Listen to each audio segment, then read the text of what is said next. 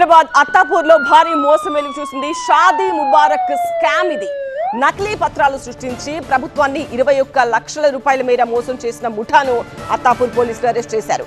ఈ కేసులో 5 ప్రైవేట్ వ్యక్తులతో పాటు బండ్లగూడ తహసీల్దార్ కార్యాలయంలో పనిచేస్తున్న special revenue inspector Ashok Kiran ను కూడా నిందితుడిగా చేర్చారు.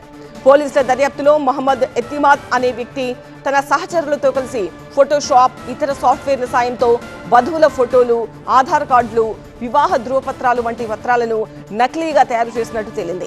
తర్వాత వాటిని షాదీ ముబారక్ పథకం కింద సమర్పించి ప్రభుత్వ నిధులను పొందేందుకు ప్రయత్నించారు. అలాగే రెవెన్యూ అధికారుల సహకారంతో ఫీల్డ్ వెరిఫికేషన్ లేకుండానే దరఖాస్తులు తదుపరి ప్రక్రియకు వెళ్లినట్టు పోలీసులు గుర్తించారు.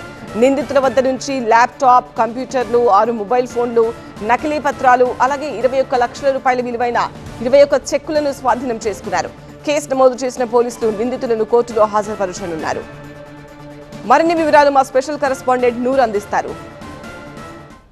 గతంలో కూడా గ్రేటర్ హైదరాబాద్ మున్సిపల్ కార్పొరేషన్ పరిధిలోని కొన్ని ప్రాంతాల్లో ఇలాంటి అవకతవకలు జరిగితే ప్రభుత్వం చాలా సీరియస్గా వ్యవహరించింది. ఇప్పుడు లేటెస్ట్గా మనం చూసుకుంటే హైదరాబాద్ పాత బస్తీ, బండ్లగూడ, చార్మినార్, బహదూర్పుర ఈ ఎంఆర్ఓ కార్యాలయ పరిధుల్లో కూడా చాలా కాలం నుంచి అవకతవకలు నడుస్తున్నాయి. పెండ్లైన వ్యక్తులు కూడా గతంలో ఆల్రెడీ లబ్ధి పొందారు. ఈసారి మరోసారి కూడా మేము తీసుకోలేదనేసి ఫేక్ డాక్యుమెంట్స్ సృష్టించి మరోసారి ప్రభుత్వం నుంచి లబ్ధి పొందడానికి ప్రయత్నాలు చేస్తున్నారు. ఇలాంటి ఒక పెద్ద మాఫియానైతే టాస్క్ ఫోర్స్ పోలీసులు పట్టుకొని చట్టపరమైన చర్యలు అయితే తీసుకున్నారు. ప్రభుత్వం నుంచి 21 లక్ష వరకు ఒక ప్రభుత్వ అధికారి, ఆర్ఐ ఎవరైతే ఇన్వెస్టిగేషన్ అధికారి ఎవరైతే ఉంటారో అతను ఫీల్డ్ పైన వెళ్ళి స్వయంగా పరిశీలించిన తర్వాతే అతను ఎన్ఓసి ఇవ్వాల్సి వస్తుంది. అతను ప్రభుత్వానికి డాక్యుమెంట్స్ కూడా సమర్పించాలి. కానీ అతనే బ్రోకర్లతో కొమ్మకై పెద్ద ఎత్తున డబ్బులు అయితే ప్రభుత్వం నుంచి తీసుకున్న తర్వాత అందరూ పంచుకున్నారు. ఇలాంటి ఒక పెద్ద స్కామ్ అయితే పోలీస్ అధికారులు అయితే భగ్నం చేసిన తర్వాత వాళ్ళు అరెస్ట్ చేశారు.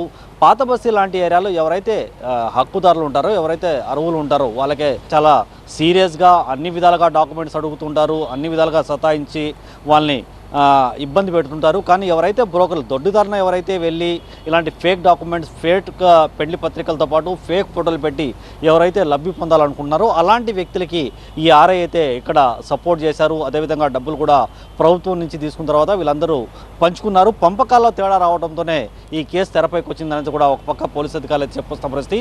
ఈ మొత్తం స్కామ్ పైన కూడా పోలీస్ అధికారులు చాలా సీరియస్గా ఇన్వెస్టిగేషన్ చేస్తున్నారు. పాత బస్సులోని ఏ ఏరియాల నుంచి డాక్యుమెంట్ సబ్మిట్ చేశారు, ఎవరెవరి పేరుతో డాక్యుమెంట్ సబ్మిట్ చేశారనే కోణంలో కూడా ప్రస్తుతం అయితే విచారణ జరుపుతున్న పరిస్థితి.